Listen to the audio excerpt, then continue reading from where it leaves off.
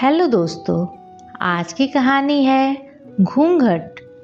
अरे रूही, ओ रूही, सो रही हो क्या अभी तक? रूही की जेठानी जोर जोर से चिल्ला रही थी घर के आंगन में खड़े होकर। तभी रूही भागती हुई अपने कमरे से निकली और बोली, दीदी आ गई मैं। जेठानी बोली, तुम कहीं की राजकुमारी नहीं हो? मैंने तुम्हें रात में ही समझाया था कि सुबह को जल्दी उठ जाना, तुम्हारी मुंह दिखाई की रस्म है। रूही ने बोला कि दीदी रात को नींद ही नहीं आई, जगह नहीं है और मन में थोड़ा डर था कि सुबह आँख नहीं खुली तो। सोनिका दीदी हंसती हुई बोली, रूही मेरी प्यारी देवरानी, जल्दी से घूंघट कर लो, अगर माँ जी आ गई तो हंगामा हो जाएगा। रूही ने घूंघट किया ही था, तभी माँ जी वहाँ आ गई और करकराती आवाज़ में बोली, चलो अब क्या यहीं गपशप मारती रहोगी तुम दोनों? उन लोगों ने चलना शुरू ही किया था। तभी माँ जी ने सोनिका दीदी के कंधे पर हाथ रखा और बोली, पता है ना कहाँ से जाना है और कैसे जाना है? माँ जी ने बोला कि जब भी कोई बड़ा तुम्हारे सामने खड़ा हो तो हमेशा घूंघट में रहना और कम से कम अपने बड़ों के सामने आना, और बिना घूंघट के तो कभी नहीं। सोनिका दीदी कुछ बोली ही नहीं, बस अपना सर हिलाकर हाँ बोल दिया। रूही ने भी बस अपना सर हाँ में हिलाया। माँ जी के जाने के बाद रूही ने पूछा, सोनिका दीदी आप तो स्कॉलर हो, फिर इन सब चीज़ों को कैसे निभाते हो? सोनिका दीदी मुस्कुराई और बोली कि मैं तुम्हारे जेठ जी से बहुत प्यार करती हूँ, इसलिए अभी तक चुपचाप सब चीज़ें निभा रही हूँ। रूही कुछ नहीं बोली और चुपचाप सोनिका दीदी के साथ घर के बाहर वाले कमरे में जाकर बैठ गई। वहाँ पर एक पड़ोस की आंटी जी बैठी थी। वो बोली कि यह कैसी बहू आई है, ससुर जी सामने खड़े हैं और ये यहाँ बैठी है।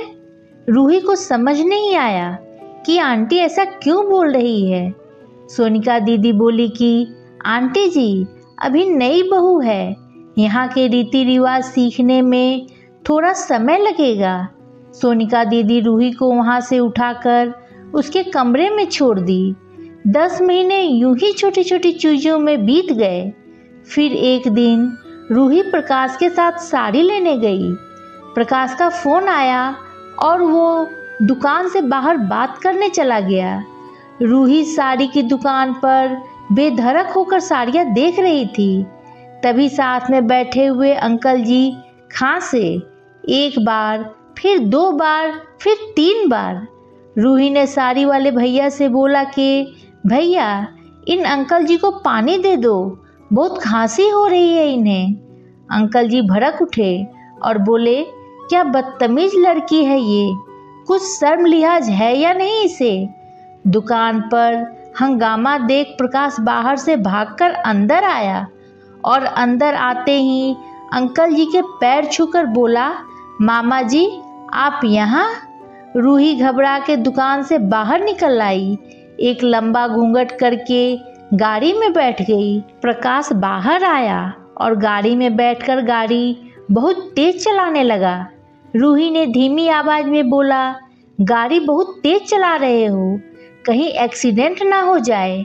घर पहुँचे ही थे तभी माँ जी जोर जोर से चिल्लाते हुए बाहर आई, देखो आ गई ये रानी साहिबा, खानदान की इज्जत मिट्टी में मिलाकर।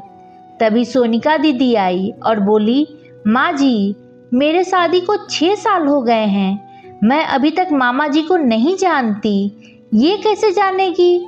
माँ जी जोर से चिल्लाई, देखो कैसे चपड़ चपड़ जबान चल रही है इस सोनिका की। तभी प्रकाश सबकी बात काटते हुए बोला कि माँ ये दोनों सही बोल रही हैं, अगर ये हमेशा घूंघट करके रहती है तो ये मामा जी को कैसे पहचानेगी? और माँ आज मामा जी के फ़ोन पर तुमने पूरे घर की शांति को भंग कर दिया है। ये वो ही समाज है जिसने सीता मैया पर भी उंगली उठाई थी। पिताजी और जेठ जी ने भी अपना पक्ष प्रकाश के साथ ही रखा। माँ जी थोड़ी देर सोचने के बाद वापस सोनिका दीदी और रूही के पास आई और बोली कि तुम दोनों को अपनी मर्यादा पता है। मुझे उम्मीद है कि तुम कभी भी मेरा सिर शर्म से नहीं झुकने दोगी। हम एक ही परिवार के सदस्य हैं, हमें हमेशा साथ रहना है। अच्छा वक्त हो या बुरा वक्त, हर सदस्य को अपनी मर्यादा पता है। माँ जी ने रूही और सोनिका दीदी को गले से लगा लिया।